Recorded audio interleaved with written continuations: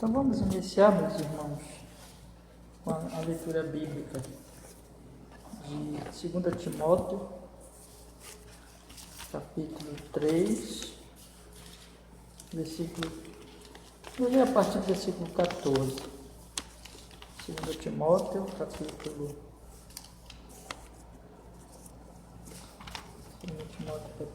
3, a partir do versículo 14. Vamos ficar de pé para a gente fazer a leitura? Diz assim a palavra do Senhor.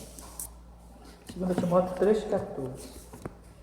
Tu, porém, permanece naquilo que aprendeste e de que foste inteirado, sabendo de quem o tens aprendido, e que desde a tua meninice sabes as sagradas Escrituras, que podem fazer-te sábio para a salvação pela fé que há em Cristo Jesus. Toda a Escritura é divinamente inspirada e proveitosa para ensinar, para repreender, para corrigir, para instruir em justiça, para que o homem de Deus seja perfeito e perfeitamente instruído para toda boa obra. Amém. Vamos orar, meus irmãos. Senhor amado, nós queremos agradecer pelo privilégio, a oportunidade que o Senhor está nos dando, Senhor, de estudarmos a Sua palavra. Perdoa, Senhor, qualquer pecado de nossa alma e rogamos que abençoes este estudo de hoje, que na verdade essa classe, meu Deus, de membresia, para que nós possamos cada vez melhor, Senhor, compreender a Tua palavra e as Tuas doutrinas, Senhor. E este grupo seja grandemente edificado, fortalecido na Santa Palavra, Senhor. E venha entrar na nossa igreja realmente firme, Senhor, na boa doutrina e em amor a Ti e a esta igreja, Senhor, unidos a nós, honrar o Teu nome com o nosso trabalho, com o nosso zelo, apoio uns aos outros. Nós oramos assim, que fique conosco e nos fortaleça nesta nossa jornada, Senhor, de estudo bíblico, e que o Senhor seja grandemente honrado, glorificado nas nossas vidas. Nós oramos assim em Cristo e nós agradecemos, Senhor. Amém e amém, graças a Deus. Amém, meus irmãos. Pode sentar, meu irmão. Boa noite.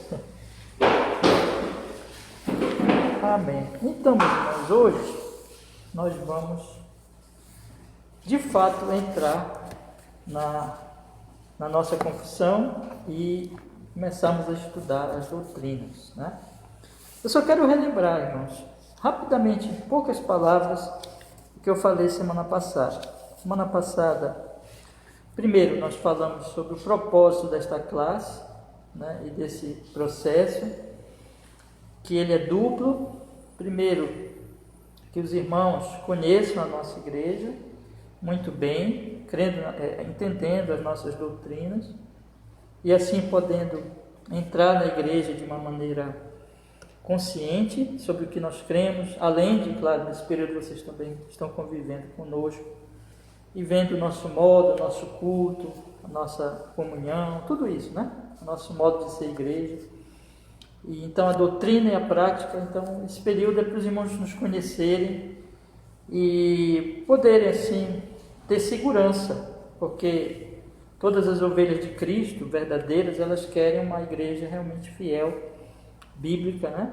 Então a oportunidade para os irmãos saberem o que nós cremos e como nós vivemos e realmente entrarem na igreja consciente. Não, eu realmente observo essa igreja, a doutrina, eu concordo, eu entro de forma consciente, né? A prática da igreja, assim por diante. Mas o segundo propósito também é que a igreja conheça os irmãos, né? Então, no sentido do que vocês creem, a mesma coisa também, no que vocês creem, se a fé de vocês, a profissão de fé, a declaração de fé de vocês é uma declaração bíblica, e se a vida corresponde a essa declaração de fé. Então é duplo, né? E esse duplo propósito desse tempo e desses estudos, ele é muito benéfico, tanto para a igreja como para os irmãos, porque os irmãos naturalmente não querem entrar numa igreja infiel, e a igreja também não pode receber pessoas que não sejam crentes verdadeiramente. E isso, ambas as coisas, é do interesse dos irmãos, né? De querer uma igreja fiel e de não quererem simplesmente um clube, onde qualquer pessoa entra lá, mas a comunhão dos santos, né? Aqueles realmente que são de Jesus. Então esse é o propósito, irmãos, dessa caminhada e de todo esse processo e da profissão de fé, do batismo, para que os irmãos, quando professarem a fé, se batizarem, eles que vão batizar, né, possam fazer isso de uma maneira convicta, clara, né? Esses estudos, irmão, nós vamos fazer aos sábados, nesse horário, a não ser que os irmãos pensem também em mudar o horário, alguma coisa melhor, eu estou disponível a isso, se a gente puder mudar o horário, os irmãos desejarem assim, mas será aos sábados, né? E 1 hora de duração, e os irmãos vão ser aulas sobre as doutrinas bíblicas, e os irmãos podem fazer perguntas e durante as aulas, exatamente para tirar as suas dúvidas, né? Então não é um sermão onde o pastor fala e não dá para ninguém perguntar, né? Porque está se fazendo ali a exposição, mas é uma aula. Então os irmãos podem fazer perguntas dentro do assunto para tirar as suas dúvidas. Semana passada eu fiz uma abordagem geral das doutrinas. A nossa fé está aqui expressa na Confissão de Fé Batista de 1689, que também é chamada de Segunda Confissão de Londres, Segunda Confissão Batista de Londres, porque teve, evidentemente, a primeira, né? E essa é a segunda. E essa segunda, ela é bastante semelhante a duas outras confissões reformadas, que ela está muito bem relacionada, a Confissão de Westminster e a Confissão de Savoy. Westminster é a confissão até hoje aí dos nossos irmãos presbiterianos, e a de Savoy dos congregacionais, né? Originalmente aí a confissão dos congregacionais. E essas três confissões, elas vieram da mesma raiz, que é a Reforma protestante, sendo ali principalmente já também com o calvinismo, Calvino, os puritanos, e especialmente o movimento batista nasceu ali do movimento puritano, separatista, e que todos os puritanos queriam a reforma da igreja, né? Reforma do culto e assim por diante. Um grande movimento da Inglaterra que migrou também para os Estados Unidos e teve influência ali naquela região. Então, meus irmãos, nós temos esta confissão, que é uma confissão que nós acreditamos que é fruto de um mover do Espírito Santo, que levou aquelas pessoas a buscarem a palavra de Deus com fidelidade. E a confissão, ela não é de maneira nenhuma a nossa regra de fé. Nossa regra de fé é a Escritura, a palavra de Deus. E nós acreditamos na confissão até onde ela interpreta bem a palavra de Deus. E nós acreditamos que é uma interpretação fiel, né, das Sagradas Escrituras. Por isso que nós declaramos a nossa fé conforme essa confissão. E é por isso que nós vamos estudar, porque os irmãos vão professar esta mesma fé, né, ao entrar na igreja. Então vocês vão dizer, não, amém, nós concordamos com vamos dizer assim, a essência, né? Pode ter alguma discordância, evidentemente, um ponto aqui, outro ali, mas aquilo que é essencial ao Evangelho, a doutrina do Evangelho, todos os cristãos numa igreja local devem concordar, né? Então, irmãos, nós vamos estudar, e eu falei na semana passada, que o tema de toda a confissão, a doutrina principal é a doutrina de Deus, mas que nós extraímos, e que a doutrina de Deus ela está permeando toda a confissão, que nós extraímos as nossas doutrinas das Sagradas Escrituras. Por isso que a confissão, e eu convido vocês a abrir aí no sumário, nos títulos, por favor, observem aí, meus irmãos, só para a gente relembrar rapidamente nós temos então que a primeira doutrina é as Sagradas Escrituras. Porém, as Sagradas Escrituras, elas são a primeira doutrina não porque seja a principal doutrina. A principal doutrina é Deus. Evidentemente que o Evangelho é sobre Deus e é de respeito ao conhecimento de Deus. Mas tudo que nós temos sobre Deus, precisamos saber, conhecer sobre Ele, e sobre Jesus, e sobre o Evangelho, está na Bíblia. Portanto, a Bíblia, ela é a primeira doutrina porque ela é a base das outras doutrinas. Agora, a doutrina principal é Deus, né? Por isso que a segunda doutrina logo aí da confissão é sobre o ser de Deus. Deus e a Santíssima Trindade. E nós temos a terceira, que são os decretos de Deus, aquilo que Deus determinou fazer. E aí nós vamos, durante o resto da confissão, nós vamos estudar as obras de Deus. Quais são? Criação, providência e redenção, né? Então, a Bíblia é a base, Deus é o nosso... É aquele que nós amamos e queremos conhecê-lo pelo ensino da palavra dele, né, que é a Bíblia. E ele se revela como um ser glorioso, que nós vamos estudar, em três pessoas, o Deus Trino, que determinou tudo o que aconteceu nos seus decretos, e as suas obras cumprem os seus decretos. E as suas obras são basicamente três: criação, providência e redenção. E todo o resto da confissão vai estudar essas obras. Por isso nós temos número 4, criação, número 5, providência, e a partir daí redenção, porque começa a falar do homem, né? O homem foi criado, santo, mas ele caiu, e aí Deus fez uma aliança com os eleitos em Cristo para a salvação deles, e Deus aplica isso, chamando a esses homens, a esses eleitos, e aí temos os benefícios dessa salvação, que aí nós vamos estudar nas doutrinas da justificação, adoção e santificação, e outra doutrina que está, vamos dizer assim, distribuída nas outras doutrinas que vêm a seguir, que é a doutrina da glorificação. Depois, com o tempo, os irmãos vão entender tudo isso, né? E eu creio que até os irmãos já até entendem, né? Mas vão entender melhor. Então, quando o Espírito Santo aplica na nossa vida a salvação, nós somos justificados, nós somos adotados, e nós entramos num processo de santificação e vamos ser glorificados quando Jesus voltar. Então, toda essa obra é estudada nos diversos capítulos. Aí nós temos aquela obra da conversão nas doutrinas da fé e do arrependimento.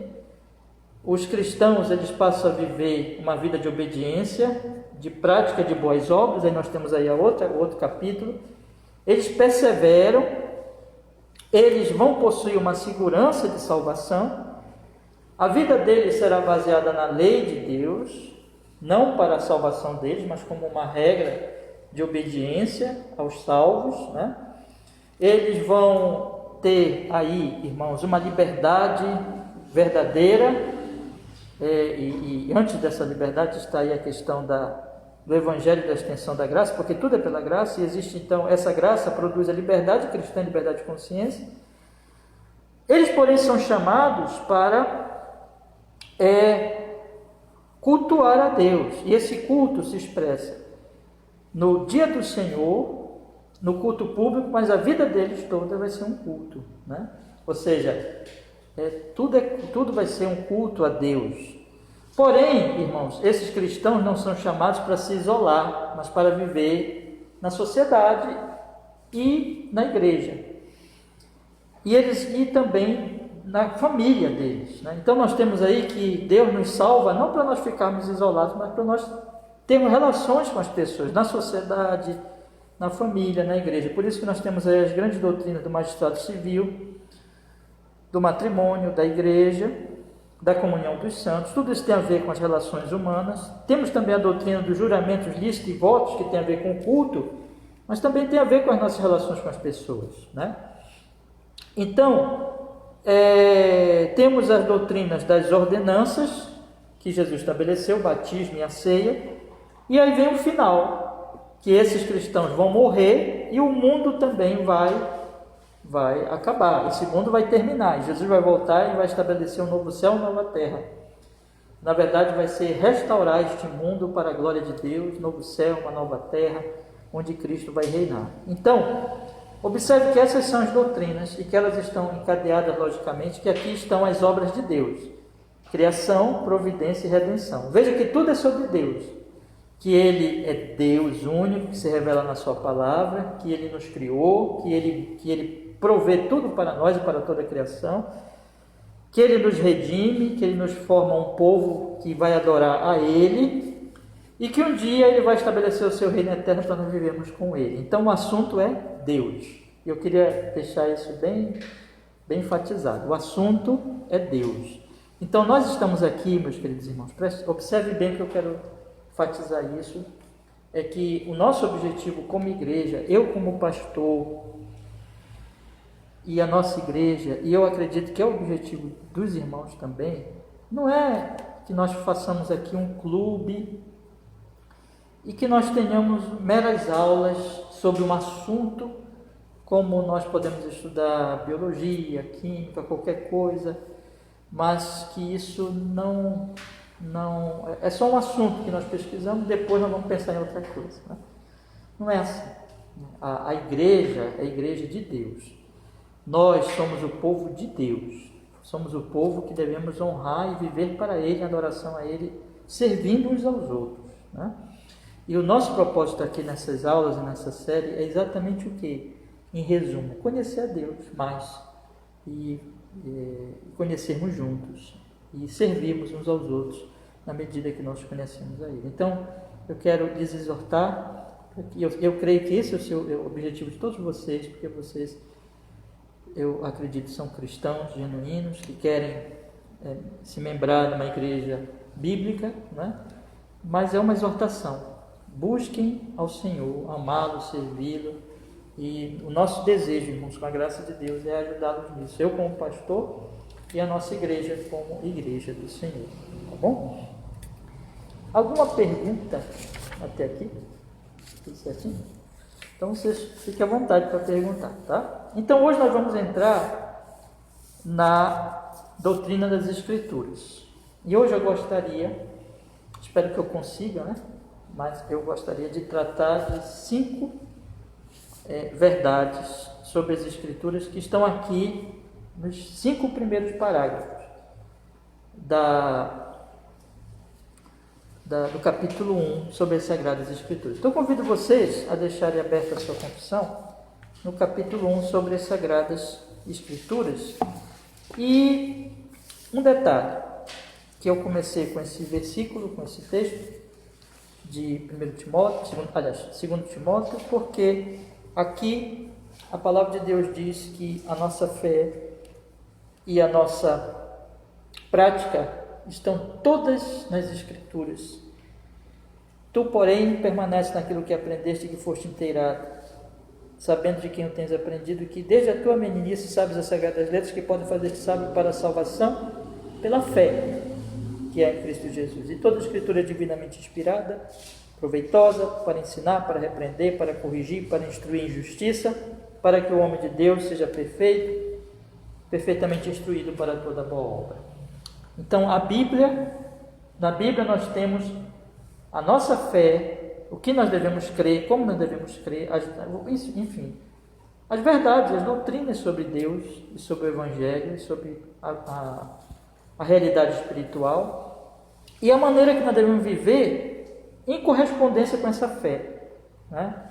Então, a nossa fé em Jesus, a nossa confiança nele é de acordo com certas verdades que nós temos que aprender, que o Senhor nos ensina na sua palavra.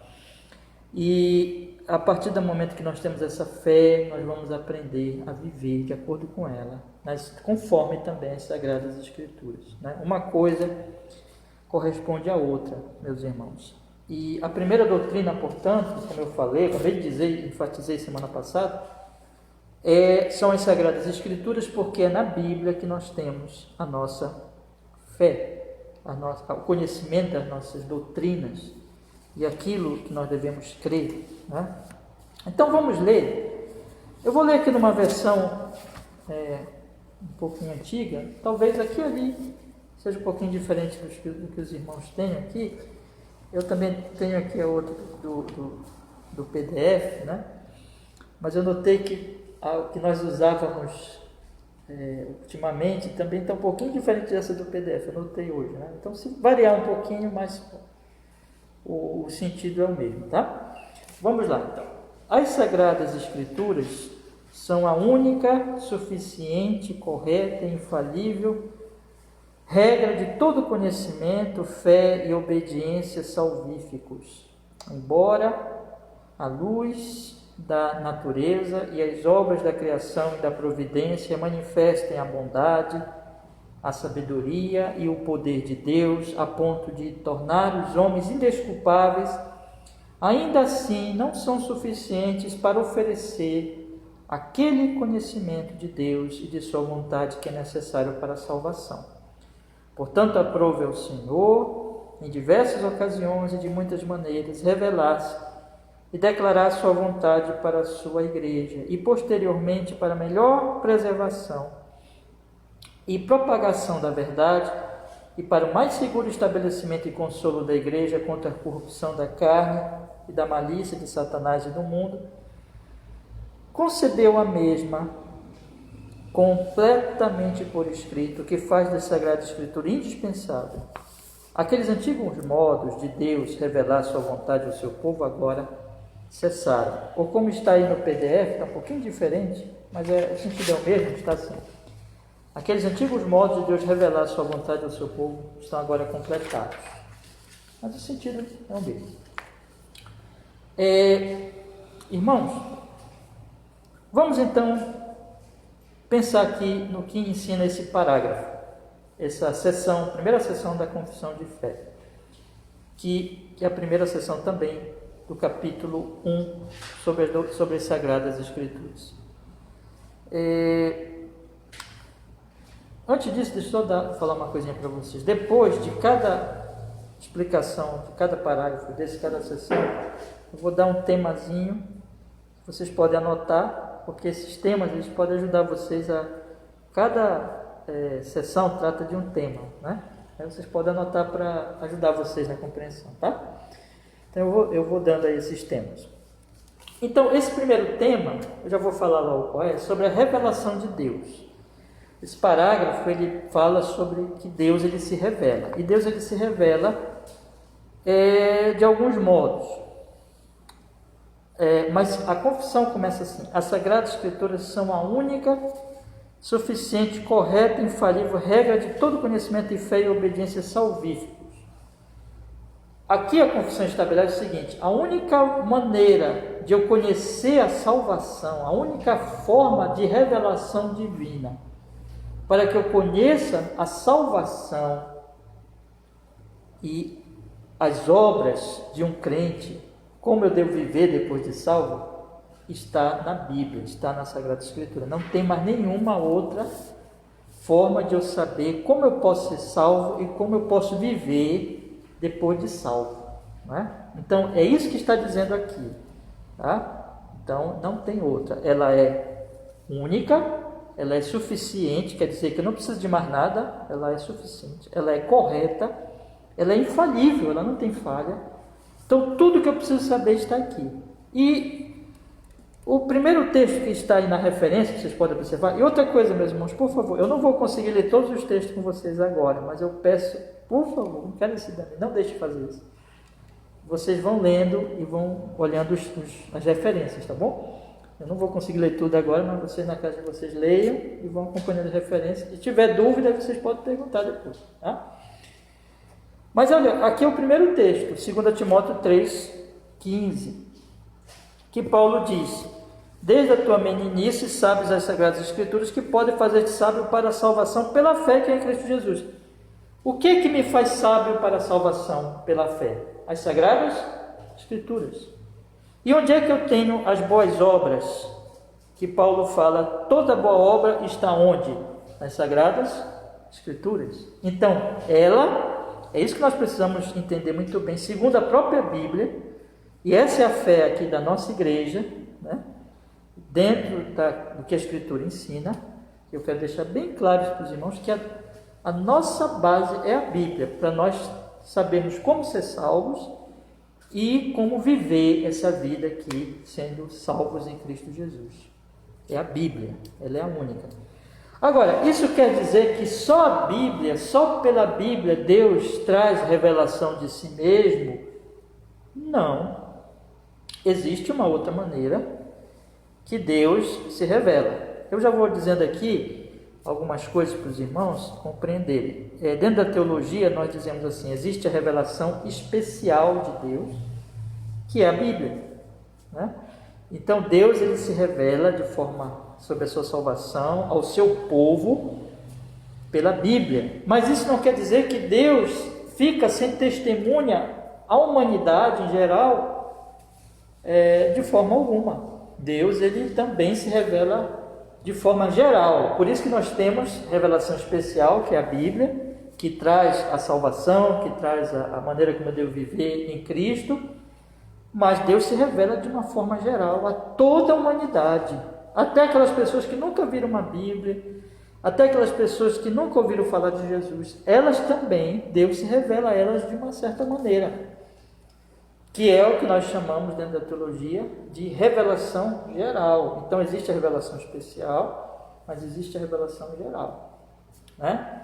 Então a confissão ela diz que, embora a luz da natureza e as obras da criação e da providência manifestem a bondade, a sabedoria e o poder de Deus a ponto de tornar os homens indesculpáveis, ainda assim não são suficientes para oferecer aquele conhecimento de Deus e da sua vontade que é necessário para a salvação.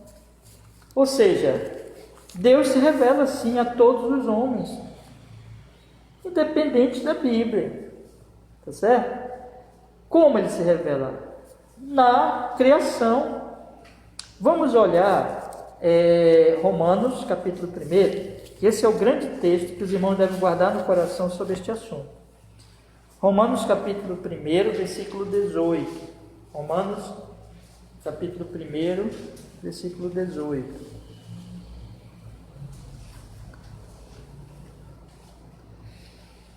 Diz assim a Sagrada Escritura: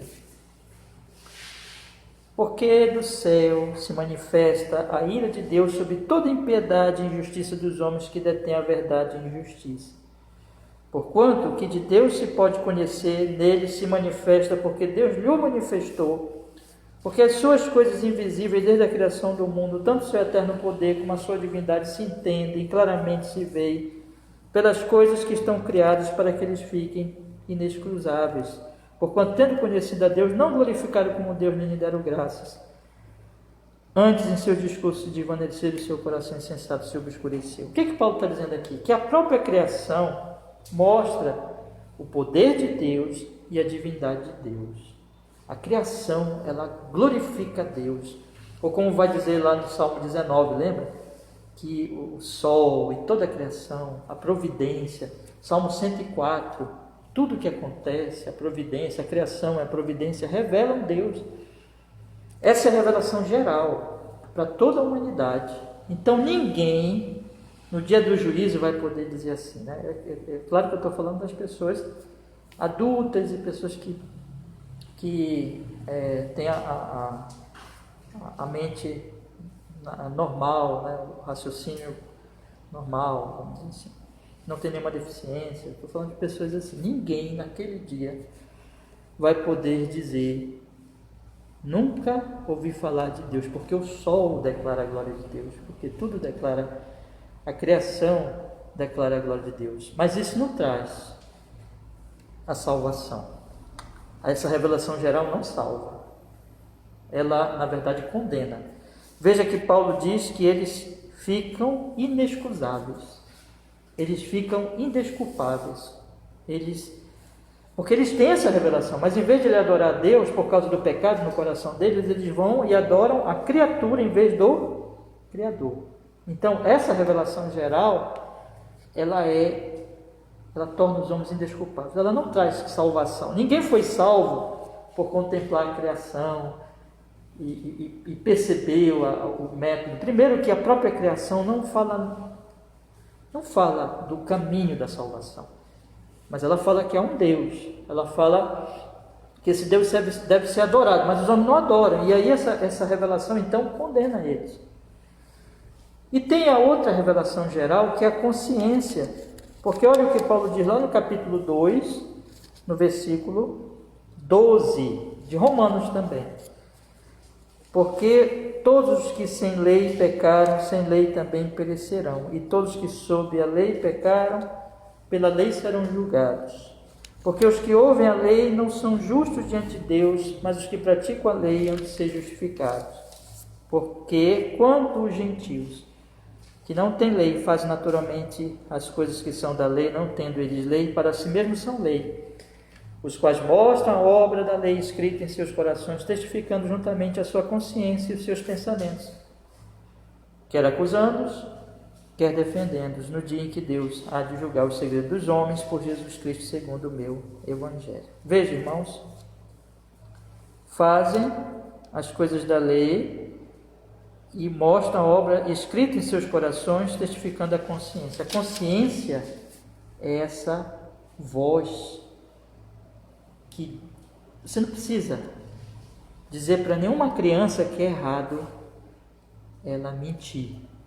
Ela sabe dentro dela que é errado mentir. Por isso, quando ela mente para o pai e para a mãe, ela fica toda nervosinha e o pai e a mãe percebem que ela está mentindo. O que é isso, irmãos? É a consciência que aquele, vamos dizer assim, aquele programa, né? Vamos usar assim uma linguagem, aquele aplicativo, né, que está lá e que diz assim, isso é errado, isso é certo. Claro que essa consciência não está perfeita por causa da queda. Ela não está perfeita, ela não funciona direito, mas ainda assim ela está lá. Então, essa é a revelação geral. Todo homem sabe que há um Deus, não precisa ninguém dizer para ele. E os ateus, na verdade, são pessoas que estão lutando contra a própria consciência, porque todo homem tem um senso de que ele vai ter que prestar contas do que é certo, do que é errado, de que matar é errado, roubar é errado, mentir é errado, de que dizer a verdade é certo, de que apoiar uma pessoa que está precisando é certo, abandonar a pessoa que está necessitando é errado. Todo mundo sabe disso, irmão. Né? Mas essas coisas, podemos colocar como revelação geral. A criação, a providência e a consciência revelam que há um Deus, mas essas coisas condenam, não salvam. Então, essa revelação geral, ela existe. Deus se revela aos homens em geral através da criação, da providência e da própria consciência, mas essa não salva. Essa torna os homens indesculpáveis e essa condena então os homens. Então, como é que nós podemos saber sobre Jesus, saber sobre o Evangelho e sermos salvos? Aí vem a revelação especial, através das Escrituras. Então, a confissão diz assim: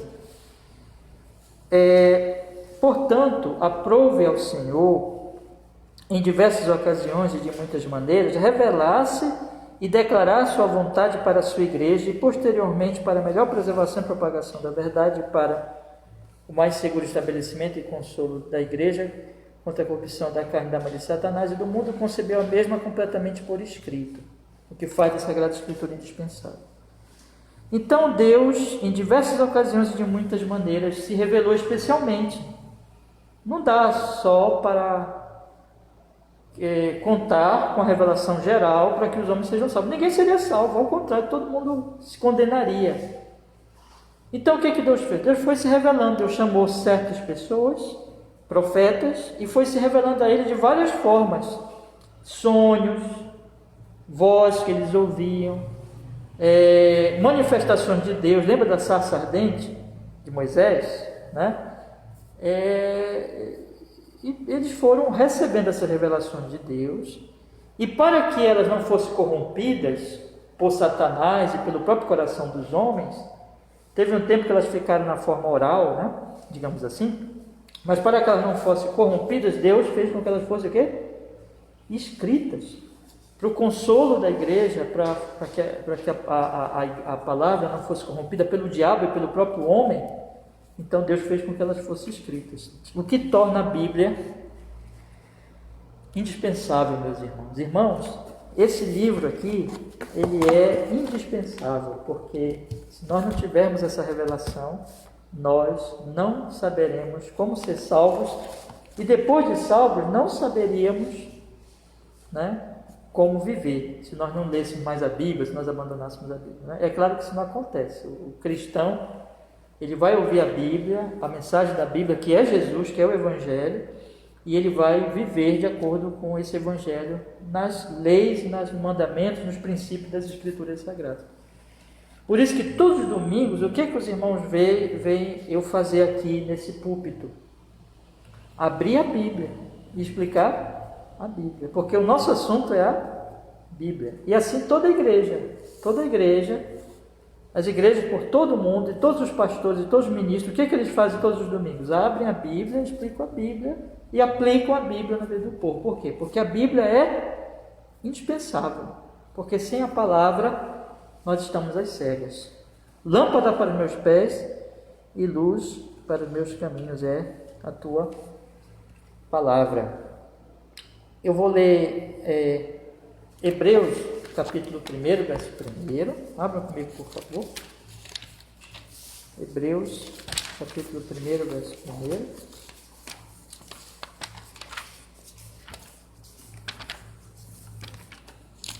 Diz a palavra do Senhor assim, meus irmãos queridos: havendo Deus antigamente falado muitas vezes e de muitas maneiras aos pais pelos profetas, a nós falou nesses últimos dias pelo Filho. Então, muitas vezes e de muitas maneiras. E ele escreveu a Bíblia. Vamos ler Provérbios, capítulo 22, versículo 19. Provérbios, capítulo 22, versículo 19.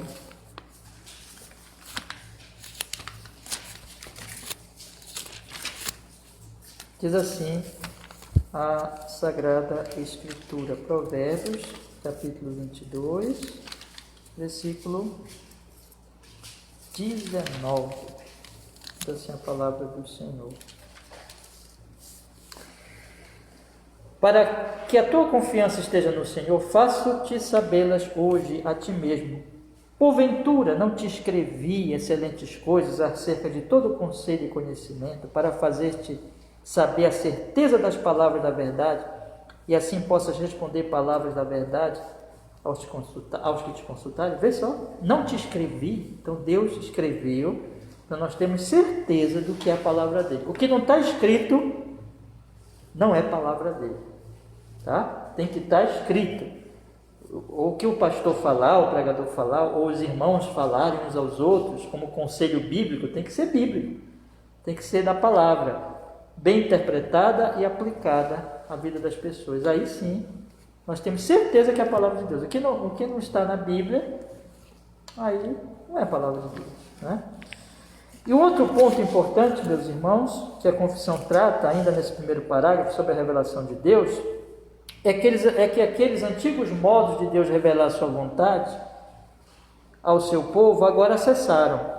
Então, como é que Deus falava? Deus enviava profetas, e esses profetas tinham carismas, tinham dons de profecia, evidentemente. Ele também dava milagres para eles fazerem, para confirmar aquelas palavras. Então, isso foi feito durante aquele período. Aí ele dava sonhos para eles, ouviu a voz de Deus, aparecia na sarça ardente, revelações, manifestações de Deus, até a Bíblia ser completada. A Bíblia foi completada, cessaram esses dons revelacionais. Deus não envia mais profetas como enviava antigamente. Não precisa. Agora nós já temos o quê? A Bíblia, né? E aqueles milagres, aqueles outros dons de milagres, Deus também não dá mais, porque eles eram confirmatórios daqueles dons revelacionais. Então, dons revelacionais, profecias, línguas, tudo aquilo, né? E dons que tinham a ver com a confirmação daqueles dons revelacionais, ou seja, dons de milagres, a nossa fé reformada aqui cessaram, né? Cessaram, certo? Isso significa que Deus não fala mais? De maneira nenhuma, Deus fala. Só que Deus não precisa mais de profetas para falar conosco. Deus já tem o quê? A sua palavra. Então, na exposição bíblica, quando o pastor está pregando fielmente, quando nós estamos lendo a Bíblia, meditando nela, Deus está falando conosco. E é assim que Ele fala conosco. Pastor, Deus vai falar comigo por um sonho, alguma coisa assim? Meu irmão, não espere isso, você não precisa mais disso, né? Deus vai enviar uma voz para falar comigo. Deus vai fazer como fez com Abraão, com Moisés, aparecer na sarça ardente. Você não precisa esperar mais isso. Você já tem o quê? A Bíblia. Leia a sua Bíblia, medite, ore, e Deus vai falando com você, Deus vai se revelando a você. É isso, irmão. Aqueles antigos modos cessaram, certo? Deus continua falando? Sim. Vocês podem perguntar também, pastor, Deus pode curar hoje e fazer milagres? Sim, irmãos. Nós acreditamos que Deus pode continuar fazendo milagres. Mas esses milagres não são mais como antigamente, no sentido que os milagres que Ele operava pelos profetas era para confirmar a revelação, né? Eram dons de cura. Por exemplo, nós acreditamos que hoje existem curas. Jesus cura hoje, nós oramos por cura, mas não tem dom de cura. Antigamente tinham pessoas que tinham dons proféticos e Deus operava grandes milagres através deles, dos apóstolos, daqueles homens daquela época. Hoje não tem mais uma pessoa assim, com dom profético, com dom milagroso de cura. Não tem mais. Por quê? Porque aqueles dons eram para o tempo que Deus estava dando a Bíblia. Mas Deus pode curar hoje? Sim. Deus pode operar milagres hoje? Sim. Mas não é a mesma coisa que dom de cura. São milagres que Deus pode fazer em resposta às orações do seu povo. Nós oramos por um irmão que está doente, o Senhor pode curá-lo milagrosamente, até sem um remédio, ou quando estão desenganados. Deus pode fazer isso. Mas não é a mesma coisa que dizer que uma pessoa que foi lá, orou por ela, ou alguém da igreja tem um dom de cura, né? Tem um versículo que eu acho que ele nos ajuda muito a entender isso, que é em Hebreus de novo. Abra comigo de novo em Hebreus, agora o capítulo 2. Em Hebreus, no capítulo 2, e veja o que a palavra de Deus ela diz lá para nós, né? O escritor dos Hebreus, ele se refere, aqui no capítulo 2, a Jesus e aos que pregaram no início. Ele diz aqui, capítulo 2, vamos ler desde o primeiro versículo do capítulo 2, que diz assim: portanto, convém-nos atentar com mais diligência para as coisas que já temos ouvido, para que em tempo algum nos desviemos delas. Porque se a palavra falada pelos anjos permaneceu firme e toda transgressão e desobediência recebeu a justa retribuição, como escaparemos nós se não atentarmos para uma tão grande salvação, a qual, observe o que diz, começando a ser anunciada pelo Senhor, foi-nos depois confirmada pelos que a ouviram. Veja, quem começou? O próprio Senhor, e depois confirmada pelos que a ouviram. Quem foi que ouviu? Os apóstolos, né? E aí ele diz assim: testificando também Deus por eles, por sinais e milagres e várias maravilhas e dons do Espírito Santo distribuídos por sua vontade. Então isso foi dado a eles, e a palavra foi dada a eles para ser confirmada. Deus revelou a eles. Primeiro eles tiveram contato com Jesus e eles receberam as revelações do Espírito Santo e eles receberam aqueles dons de milagres. Então foi para aquela época.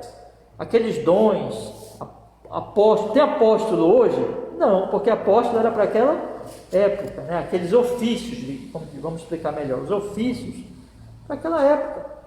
E os dons que aqueles homens tinham também para aquela época, dons revelacionais, dons de milagres. Então, irmãos, era a palavra para colocar o fundamento. O fundamento já está posto, não tem mais necessidade daqueles dons proféticos e dons de milagres que confirmava os dons de profecia. Então, nós dizemos que esses dons cessaram. Deus continua falando? Sim. Deus continua operando milagres? Quando Ele quer, sim, Ele é soberano. Mas Ele faz isso, não é a mesma coisa. Ele fala pela Bíblia, pela exposição bíblica, pela meditação na Bíblia, e ele opera milagres quando ele quiser. Mas não é mais para confirmar a revelação, porque a revelação já está confirmada, já está dada. São as Sagradas Escrituras. Tá bom, meus irmãos?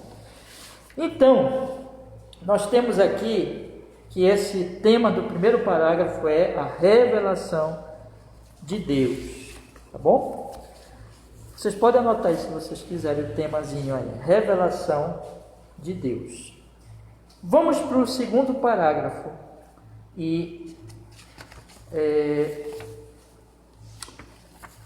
trata agora de uma outra questão. Bom, se Deus, ele se revela de forma geral, revelação geral, na criação, na providência e na própria consciência nossa, mas essa revelação, ela é geral e ela só nos condena. E se Deus teve que se revelar especialmente através de profetas e fez com que as revelações deles fossem escritas, aí tem uma pergunta que vem em seguida. Quais são esses livros? Tem, então, um grupo de livros que são as Escrituras e não outros. Então, eu tenho que saber quais são esses livros. Essa é uma questão que vem em seguida, uma questão lógica. Se existem esses escritos, quais são eles? Aí nós entramos no assunto do cânon e da inspiração das Escrituras. O cânon das Escrituras tem a ver com esses livros que nós cremos que são os livros que Deus escreveu como palavra dele. Outros livros existem e aos milhões e milhões, né? Imagine, na nossa vida, eu vi uma vez um autor aí de um livro, ele coloca assim, eu esqueci, mas é uma quantidade infindável. Você na sua vida toda, por mais que você seja um leitor assim voraz, mesmo assim, você não vai conseguir ler nada, porque a quantidade do que existe de literatura é enorme. Claro que existem livros, mas existem livros das Escrituras que eles são diferentes de todos os outros, porque só eles é a palavra de Deus. Só eles são inspirados pelo Espírito Santo. Então, esses livros fazem parte do cânon. Quais são esses livros? Vamos ler o segundo parágrafo.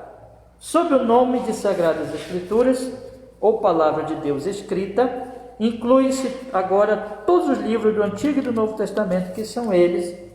Do Antigo Testamento, aí não preciso ler, é os que vocês já conhecem, 66 livros, né, da nossa Bíblia Sagrada, de Gênesis a Malaquias, no Antigo Testamento, e Mateus a Apocalipse, no Novo Testamento, Gênesis a Apocalipse, nas Sagradas Escrituras. 66 livros, diz a confissão, todos os quais são dados por inspiração de Deus para ser regras de fé e vida.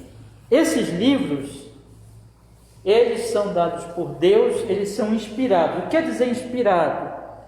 Vamos olhar de novo 2 Timóteo 3,16, que foi o texto que nós começamos esta aula. 2 Timóteo 3,16. 2 Timóteo 3,16. Diz a palavra, 2 Timóteo 3,16. Toda escritura é divinamente inspirada e proveitosa. Inspirada. O que quer dizer isso, irmãos? Quer dizer que não é um livro como outro qualquer. Um livro, como qualquer livro, por exemplo, você vai escrever um texto, uma carta, um livro, você escreve e são suas palavras, não é a palavra de Deus, né? Palavra do Fernando, palavra da Isabel, né? Não é palavra de Deus. Mas quando eles estavam escrevendo, quando Paulo, quando João, quando Isaías escreveu, quando Moisés escreveu, palavra de Deus. Eles entraram num transe, eles ficaram fora de si? Não. Eles escreveram usando seus dons, seus talentos. Algumas vezes eles receberam revelação direta de Deus, outras vezes tiveram que fazer pesquisa. Lembra de Lucas, que Lucas teve que ir atrás das informações? Mas quando eles escreveram, usando as suas capacidades, seu raciocínio estava funcionando normal, ele não estava em transe, eles não estavam sonhando, fora de si, nada disso.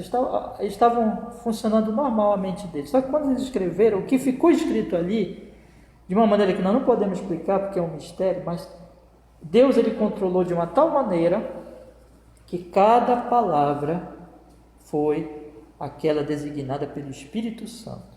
E isso é a inspiração das Escrituras. Explicando assim, de uma maneira mais simples possível, é que o Espírito Santo ele conduziu esses momentos de escrita para que cada palavra seja a palavra dele, a palavra do Espírito Santo, a palavra de Deus. É isso, irmãos. E esses 66 livros, eles são, então, a palavra de Deus. Então, esse parágrafo, os irmãos, e o próximo, o parágrafo 2º e o parágrafo 3º, vocês podem colocar um título aí, se vocês quiserem anotar também. O cânon e a inspiração das Escrituras. O cânon e a inspiração das Escrituras. O terceiro parágrafo, então, eu disse, o segundo e o terceiro parágrafo tem o mesmo tema, o cânon e a inspiração das Escrituras. O terceiro parágrafo, ele diz assim: os livros comumente chamados apócrifos, não sendo de inspiração divina, não fazem parte do cânon ou regra da Escritura e, portanto, não são de autoridade na Igreja de Deus, nem de modo algum podem ser aprovados ou empregados, senão como escritos humanos. Aqueles livros apócrifos, e para nós interessa especialmente aqueles livros que estão nas Bíblias católicas, que nós, protestantes reformados, nós dizemos que aqueles livros não deviam estar na Bíblia, apenas os 66, por quê? Porque eles não são inspirados, são livros humanos. Esses livros, irmãos, eles não são citados por Jesus. Jesus cita, vamos ler, por exemplo, Lucas 24, 27. Abra comigo aí a sua Bíblia. Lucas 24, 27. Lucas 24, 27.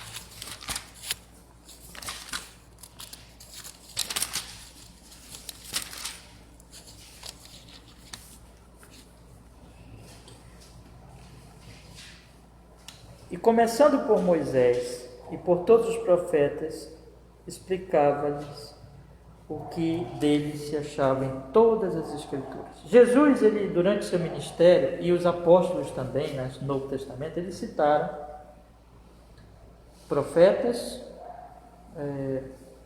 eles citaram aqui os profetas e os salmos, né? Eles citaram livros, meus irmãos.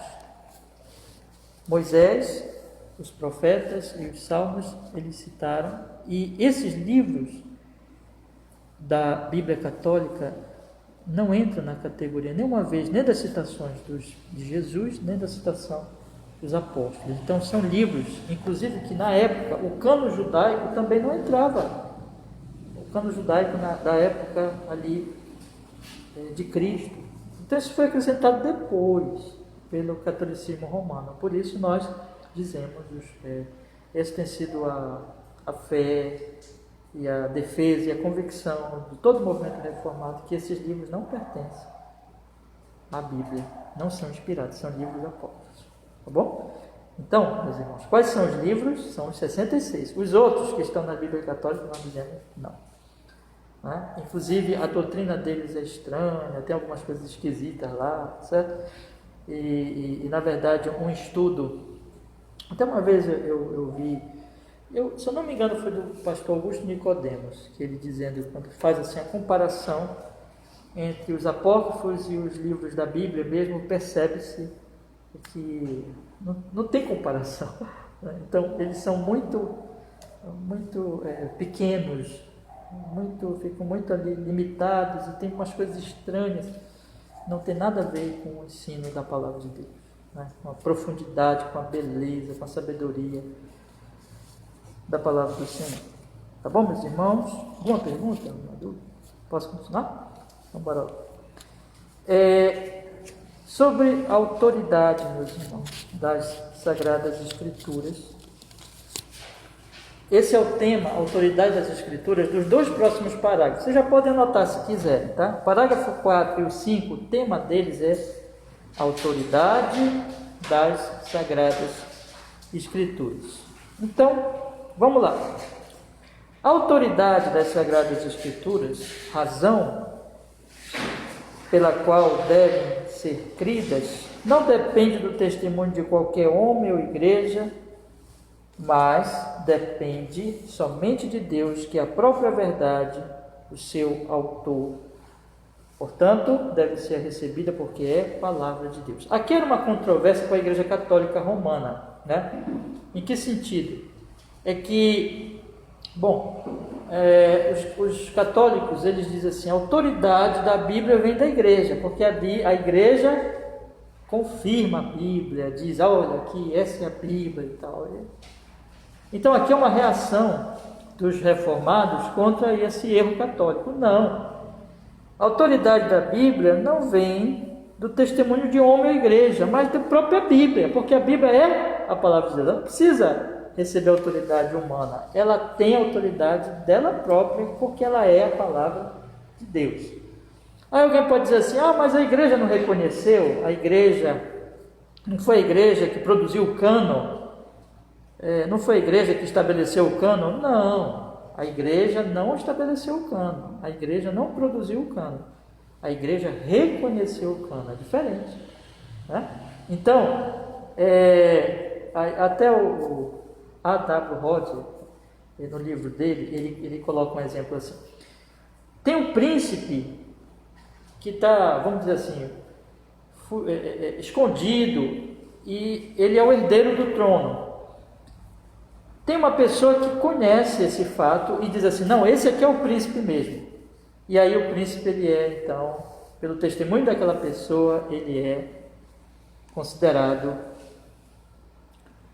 o futuro rei. Foi o testemunho dessa pessoa que fez ele rei? Não, ele já é o futuro rei. A pessoa apenas o quê? Reconheceu. Mesma coisa a Bíblia. Não é a igreja que produz o cânon, que estabelece o cânon e que dá autoridade para o cânon. A igreja, ela reconhece que aqueles livros ali são inspirados. É diferente. Então a autoridade deles não vem da igreja. A igreja reconhece a autoridade deles. A autoridade deles vem do próprio Deus, da própria palavra de Deus. Tá bom? Vamos ver aqui, 2 Pedro, capítulo 1, versículo 19. 2 Pedro, capítulo 1, versículo 19.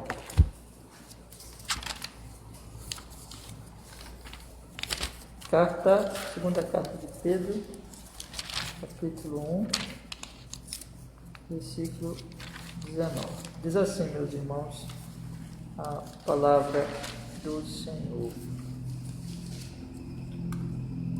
E temos muito firme a palavra dos profetas, a qual bem fazeis em estar atentos como uma luz que ilumina em lugar escuro, até que o dia amanheça e a estrela d'alva apareça em vossos corações.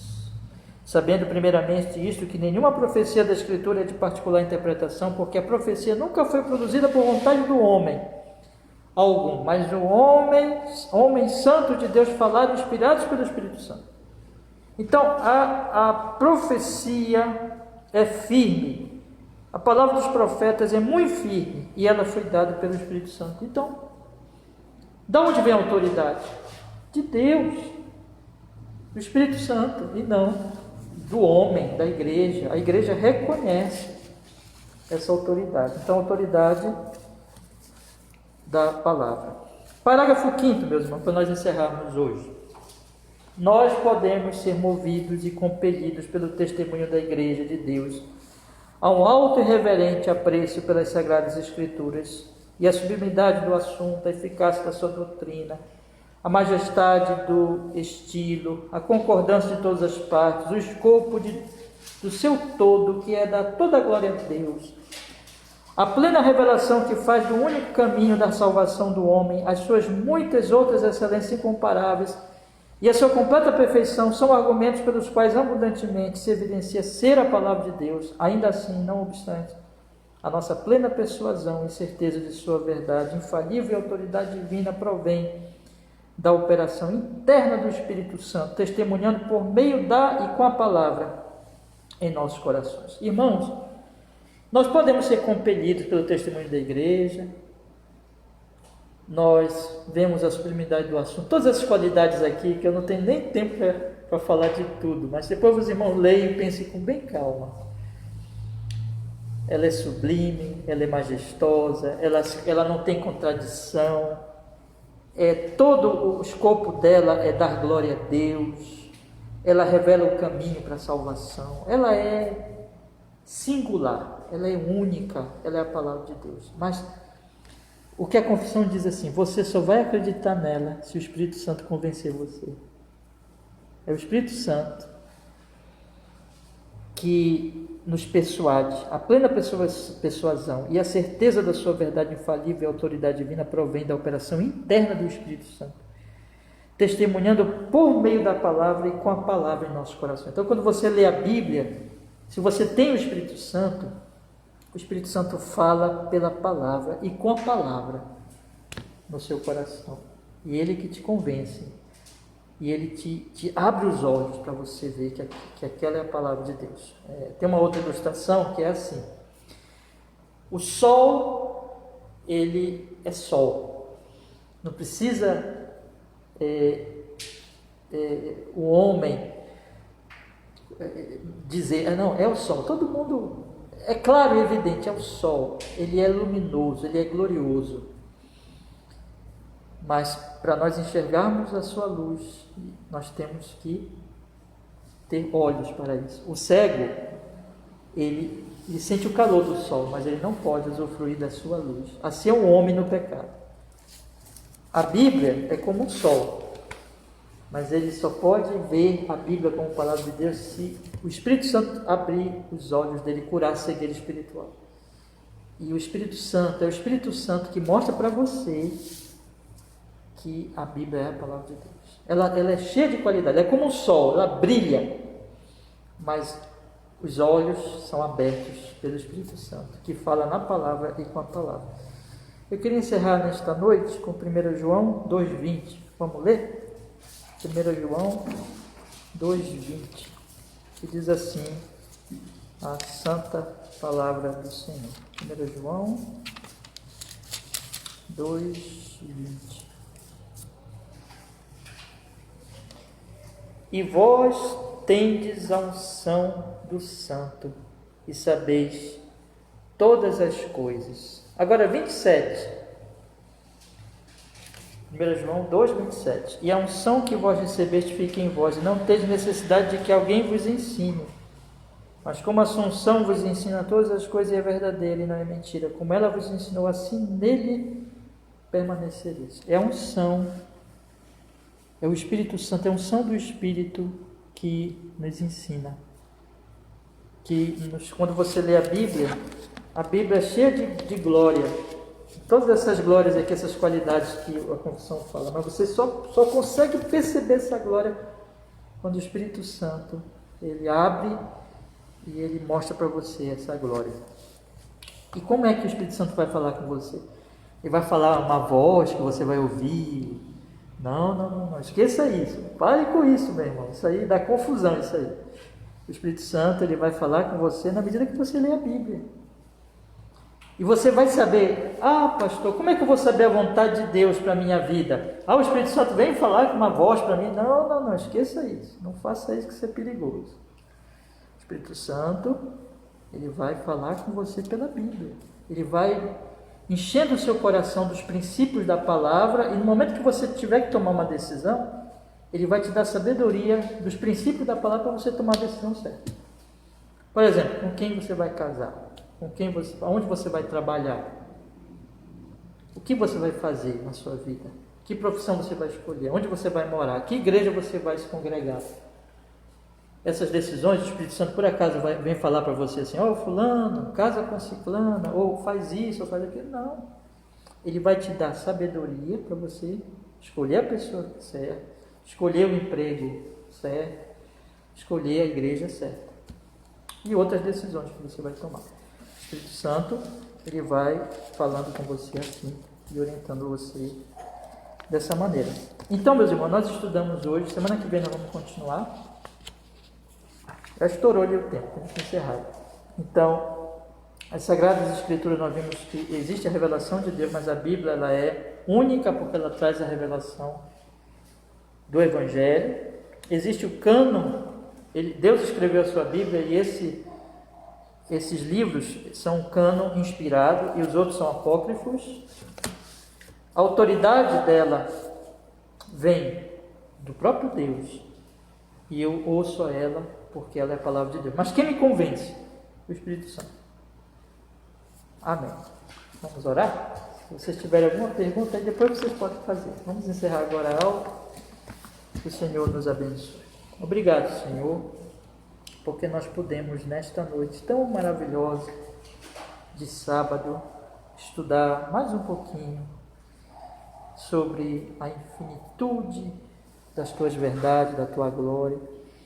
E que esse estudo, Senhor, abençoe a minha vida e os meus queridos irmãos, e também os queridos irmãos que não puderam vir hoje aqui, que vão ouvir depois o áudio, que eles também sejam ensinados, fortalecidos, guardados, e nós possamos crescer no conhecimento do Senhor e no amor a Ti, e no zelo pelo Senhor, em honra e glória ao Teu nome. Nos abençoe, Senhor, e muito obrigado por tudo.